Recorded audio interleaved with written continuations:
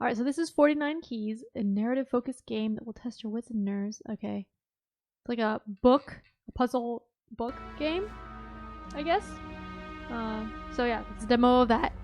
It said it's like kind of horror themed, but hopefully it's not too scary.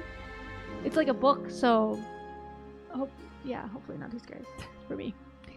It was the year of our Lord, 1520. A most unusual figure arrived by dusk at the gates of the Dominican convent in Sant Agostino, Padua. His modest carriage was pulled by a black mule. Presenting himself at the convent's gates, he would speak but one word, my name. That's 2 words. My name. His strikingly uncommon feature suggested he hailed from a distant realm, a mysterious eastern land, perhaps. Alright. To me, he handed a letter scribed upon parchment before climbing back into his carriage without a word. Then he left, never to return, so he gave him something. Upon returning to my chamber, I unfurled the parchment, raising it to the window slits through which faint rays of the setting sun shone. With a sudden surge of emotion, I discovered the missive was penned by none other than Master, aged yet never to be forgotten. When I had not long donned the cassock, I dwelt within the convent of San Domenico, Bologna. I don't know how to... In those days, it was he who stood as my prior. In that sacred abode, he had introduced me to the Holy Scriptures and their study, to the Church's doctors, and to the eminent theologians. However, his thirst for knowledge was so great that it could never be sated by these few pursuits, noble though they were. Thus, taking aside a number of us monks who shared his thirst for learning, he began to introduce us to various other disciplines, with great delight, I might add. Do I have to remember all this? Astronomy was a particular passion of his, the charting of the stars, their positions and motions, and astrology, which studies their influence upon worldly affairs. We, his disciples, were truly gripped by his lessons. Even today, though many years have passed, I cherish them so. They lived on in my mind, vivid and untouched memories. So this, the person who taught him is like who the letter was from? An immense sorrow engulfed me as I perused his letter, yeah. Master informed me that his time on earth was drawing to a close, and so he was preparing to undertake the long journey toward God. Oh. Hence he had decided to leave me with an invaluable work, a form of inheritance, a work that only I could safeguard in his stead. What about the other apprentices of his? He explained little of this work, yet this, along with the urgency with which I was summoned to his residence, only served to further fuel my already keen curiosity. I dearly hoped to reach him before his departure from this life, and so departed promptly upon the dawn. I informed the prior, a man with whom I was quite close, and joined a group of timber merchants heading westward the following day. After several days on the road, I purchased an old, sickly mule for a few coins. I then left the merchant caravan to head northwards towards the mountains and lakes past the Duchy of Milan. One of those lakes was to be the final stop upon my journey. Master had written of reaching a small town upon the river Olona, the name of which now escapes me. There, near the collegiate church, I was to find an abbot who would then lead me to his hermitage by the lake shore. The holy man there gave me the terrible news that Master had passed on several weeks earlier. He himself had witnessed the body as it was ferried across the lake for funeral rites and a fitting burial. His words plunged me into the deepest despair. My companion noticed my dejection and tried to comfort me with great compassion. I then asked the holy man if he had been given anything to hand to me. He merely explained with a shake of the head that a peculiar-looking stranger had only brought him a message with instructions to receive me at the collegiate church. The monastery where he served as abbot belonged to Master's family, and there he had lived in solitude. Only a few servants kept him company in a palace out upon one of the lake's islands. The servants had left the palace over the past few days, hence I would receive no welcome. However, he explained, its gates would be left open to allow me to access the interior. Hi, Panda! I spent the night in the cell of a monastery perched high atop rocky cliffs, mulling over the years of my youth in the San Domenico convent. Some despised the master for his sharp intellect in those gloomy days, spewing hateful accusations of him working dark magic and dealing with the wicked. Only his belongings to an influential family in the area had saved him from trial, but he was still forced to leave the order and take refuge in the isolated palace in the middle of the lake. Nevertheless, his closest disciples, with myself amongst them, were punished accordingly and sent off to different convents beyond the papal states. I spent much of the following day in the monastery church, praying to the Virgin and the saints for the salvation of my master's soul. As sunset approached, I was joined in my cell by the lay brother who would ferry me to the island. I greeted the abbot with warmth, and he prayed for God to grant me safe passage. We reached our destination after a short journey on a humble boat. I bid the ferryman farewell and promptly set off along a steep path towards the center of the island, eager to reach the palace gates as soon as possible. Palace. Alright. The palace, a squarish 2-story block, features a small tower in its northwest corner. The south-facing brick facade was already in shadow at that twilight hour. The entrance, topped by an arch, was sealed shut with 2 heavy oak doors. I put faith in the abbot's word that the gate would be open to receive me and pushed upon the solid wood doors. Alas, they didn't budge an inch. Peering through the slit between them, I was surprised to see a thick wooden plank serving as a crude deadbolt lock. What? What a jerk. What is this? Explore the forest and pick up the axe. Oh, is that a hint? Oops.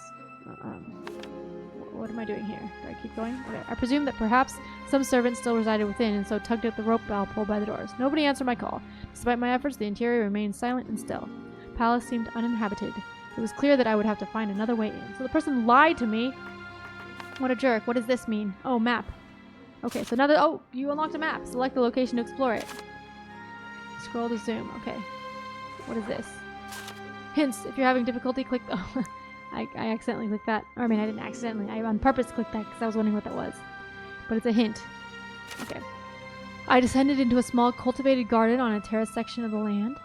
At the far end, toward the east, were several wooden storage sheds. Further on, a simple stable stood alongside a chicken coop. So this is kind of like a choose-your-own-adventure type thing, huh? In these humble sheds, like a choose-your-own-adventure story book, were stored agricultural tools, firewood, and animal feed. A shack alongside them housed an abandoned rowboat in modest condition.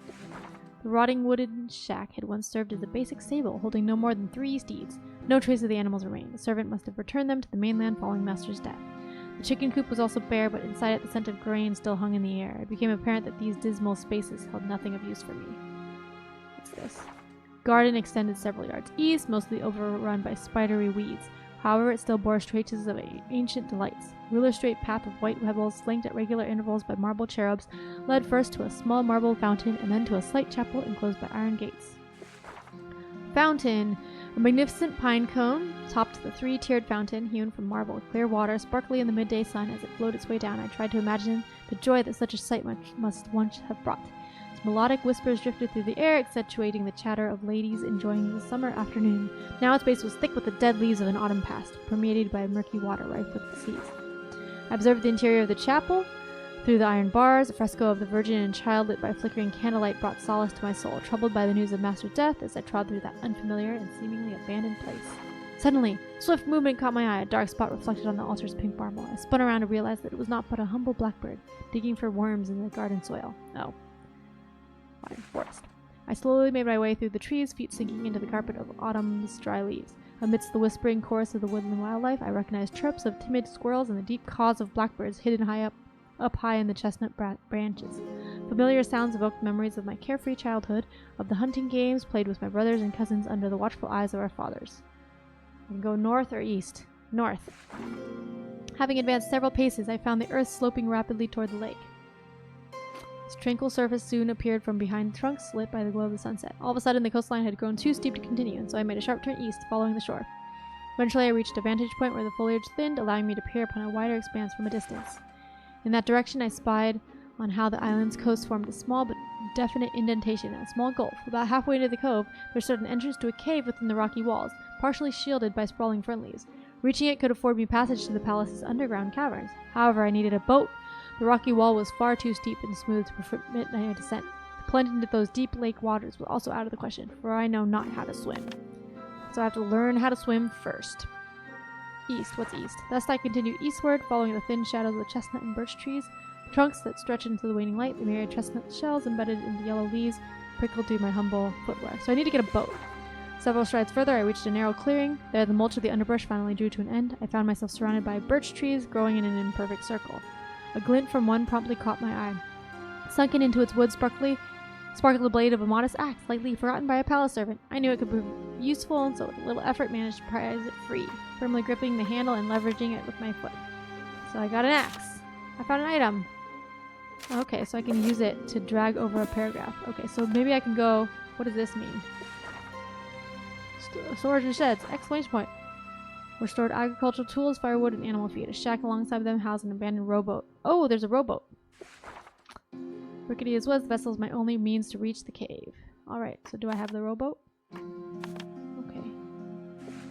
I heaved the boat with some difficulty back down the path I'd taken, setting it down in the calm lake waters.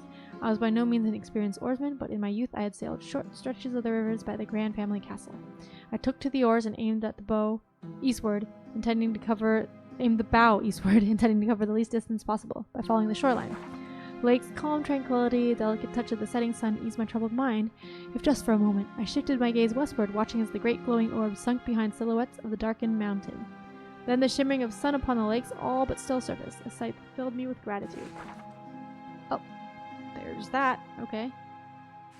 I felt that a part of that magnificent harmony and began to comprehend the stark truth of the philosopher's words, how the celestial word in its utter perfection reflects the true grandeur of God of his might. Great spheres high above, revolving with divine majesty. I came to understand how that same grandeur permeates their mortal world in the waters of lakes and seas, fires that blaze within the earth's core and the dark stone of the mountains. Moreover, it lives on in the saps of plants, in each breath of the animals, and in the most perfect creation in which the entire cosmos is replicated, man himself. I saw how all is one, as within, so without, as above, so below. My pondering drew to a sharp halt with the appearance of the small gulf from before.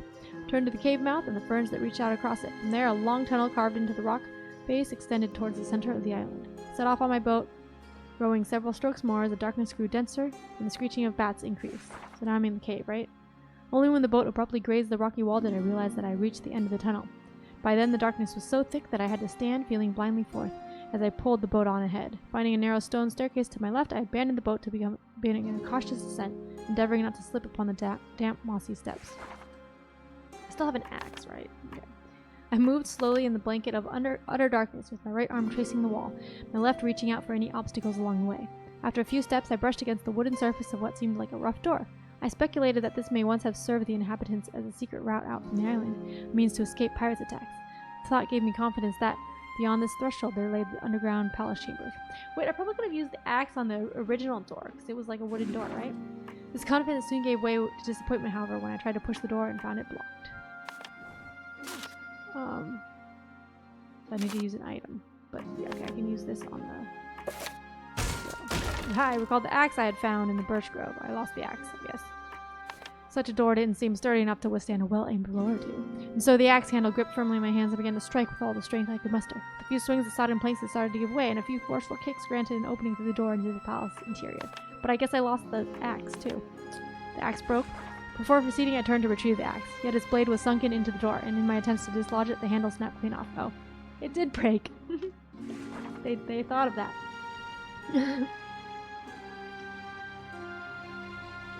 A faint light dimly illuminated the place. It emanated from a few worn-out candles, leaned up against the base of a column positioned at the room's center. I found myself standing in a cellar walled by damp brick, its low vaults supported by stout stone columns. Ascending a staircase that led to a small doorway, I advanced into a long rectangular room that had been converted into the palace kitchen, then ventured down a passageway to the right, entering a square courtyard with rows of columns. Several doors stood within its walls, and it was overshadowed by two additional stories, both also with rows of columns. Raised my eyes to the sky. Twilight had arrived. That night, in unfamiliar surroundings, I was to uncover the arcane legacy left to me by my master. Nothing could have prepared me for what I would witness within those walls. Things terrible and extraordinary in equal measure. Okay, so what's that mean? 49 keys. That's the name of this game. Thank you for Nate playing the demo. Oh, okay. But what was that? What was the little cross thing? What did that mean? I don't know. Alright, so... So yeah, that was 49 Keys demo. I guess it seems like a kind of a choose your own adventure book video game.